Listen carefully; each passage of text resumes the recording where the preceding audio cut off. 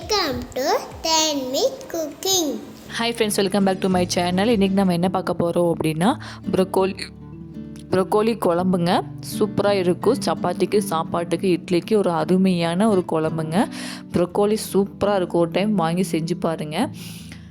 வாங்க இது எப்படி செய்யலான்னு பார்க்கலாம். ப்ரொக்கோலி வந்து இது மாதிரி கட் பண்ணி எடுத்துக்கோங்க. கட் பண்ணிவிட்டு சுடுநீரில் கல் உப்போ இல்லை பொடி உப்போ போட்டு ஒரு 10 நிமிஷம் நல்லா அப்படியே இருக்கட்டுங்க. சுடுநீர் நல்லா ஊறிட்டு அப்படியே இருக்கட்டும். நல்லா கலந்து விட்டுக்கோங்க.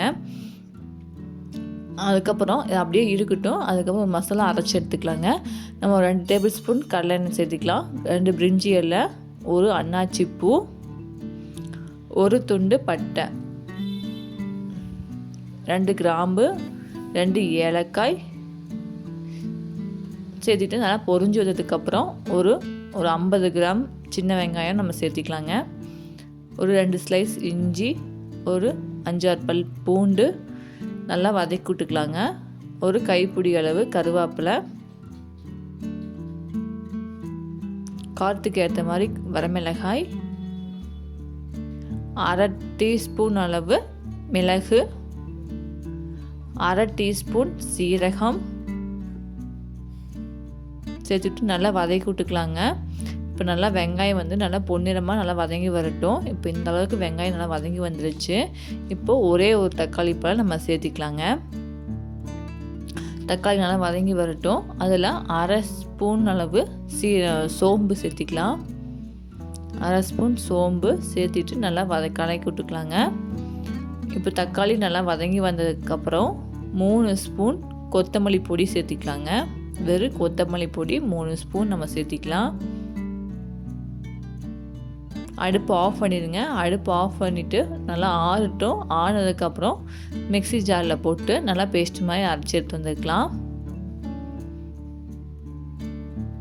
கொஞ்சமாக 1/4 டீஸ்பூன் அளவு மஞ்சத்தூள் முன்னாடியே சேர்த்திக்கோங்க. நான் முன்னாடியே சேர்த்த மறந்துட்டனால இப்போ நான் போட்டிருக்கேன். நல்லா பேஸ்ட் மாதிரி அரைச்சினதுக்கப்புறம் தாளிச்சு விட்டுக்கலாங்க. குழம்புக்கு எண்ணெய் 2 டேபிள் ஸ்பூன், கடுகு, உளுந்தம்பருப்பு, கருவேப்பிலை, வரமிளகாய் போட்டு நல்லா தண்ணியில் போட்டு 10 நிமிஷம் ஊற வச்சோம் பார்த்திங்களா ப்ரொக்கோலியை. அதனால தண்ணி வடிகட்டிட்டு ஒரு அலாசிட்டு அதுக்கப்புறம் நான் வடசட்டியில் போட்டு எண்ணெயில் ஒரு 10 நிமிஷம் நல்லா வதங்கட்டும். ப்ரொக்கோலி பூ வதங்கிறதுக்கு ஒரு கொஞ்சமாக உப்பு சேர்த்திட்டு நல்லா வதங்கி வரட்டுங்க. நல்லா கிளறி விட்டுக்கோங்க. அந்த பச்சை வாசனை போகிற வரைக்கும் நல்லா வதக்கி விட்டுட்டு இப்போ நம்ம அரைச்சி வச்சுருக்க பேஸ்ட் நம்ம சேர்த்திக்கலாம். உள்ள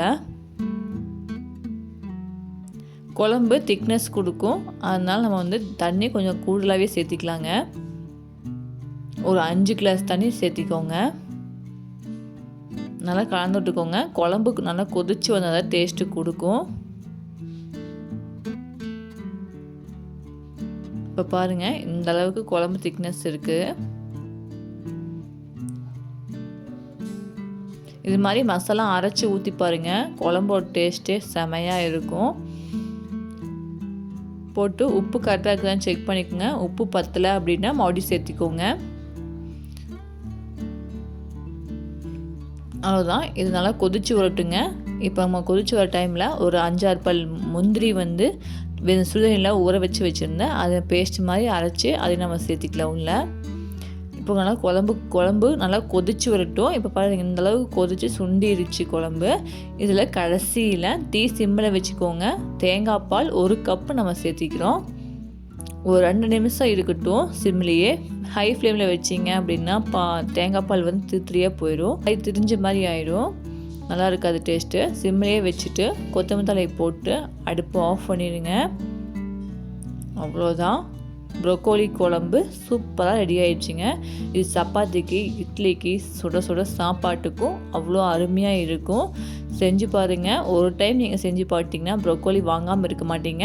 இனிமேல் நீங்கள் ப்ரொக்கோலி வாங்கினா இந்த மாதிரி குழம்பு வச்சு பாருங்கள். சூப்பராக இருக்கும். இதை பிடிச்சினா லைக் பண்ணுங்கள், ஷேர் பண்ணுங்கள், கமெண்ட் பண்ணுங்கள், சப்ஸ்கிரைப் பண்ணுங்கள்.